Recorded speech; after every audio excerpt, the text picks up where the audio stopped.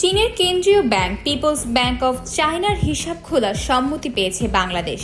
তবে চীন চাইছে বাণিজ্যিক হিসাবের পরিবর্তে বিনিয়োগ হিসাব খোলা হোক। বিনিয়োগ হিসাব ব্যবহার করে আদৌ রাশিয়ার অর্থায়নে বাস্তবায়নাধীন রূপপুর পারমাণবিক বিদ্যুৎ কেন্দ্রের ঋণ পরিশোধ করা সম্ভব হবে কিনা তা নিয়ে নতুন অনিশ্চয়তা তৈরি হয়েছে। এর আগেও রাশিয়ার পাওনা পরিশোধে বিভিন্ন বিকল্প নিয়ে আলোচনা উঠলেও শেষ পর্যন্ত তা বাস্তবায়ন হয়নি। রাশিয়ার অর্থায়নে নির্মিত রূপপুর পারমাণবিক বিদ্যুৎ কেন্দ্রের ঋণ ও সুদ পরিশোধ নিয়ে দেখা দিয়েছে জটিলতা।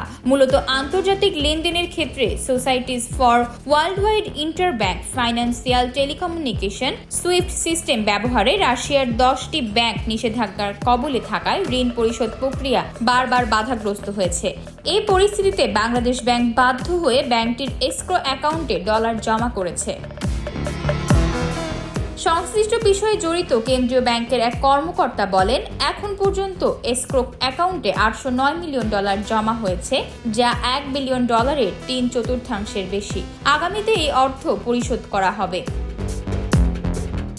চুক্তি অনুযায়ী 2027 সালের 15 মার্চ থেকে মূল টাকা পরিশোধ শুরু হবে। তবে সম্প্রতি অন্তর্বর্তীকালীন সরকার এই মেয়াদ 2029 সালের 15 মার্চ পর্যন্ত বাড়ানোর প্রস্তাব প্রত্যাখ্যান করেছে রাশিয়া। প্রকল্পটির 1200 মেগাওয়াটের 2 ইউনিট নির্মাণ করছে রাশিয়ার ঠিকাদারি প্রতিষ্ঠান অ্যাটমস্ট্রয় এক্সপোর্ট। এতে খরচ হচ্ছে প্রায় $1,265 কোটি, যা দেশীয় মুদ্রায় 1,32,825 কোটি টাকা। এর 90%ই অর্থায়ন করছে রাশিয়া। খাত সংশ্লিষ্টরা জানান, ইতোমধ্যে প্রকল্পের প্রায় 69% বাস্তবায়ন হয়েছে। আগামী বছরের 31 ডিসেম্বর নির্মাণ কাজ শেষ হওয়ার কথা রয়েছে। আতকিয়া মাইমুনা, বার্তা 24।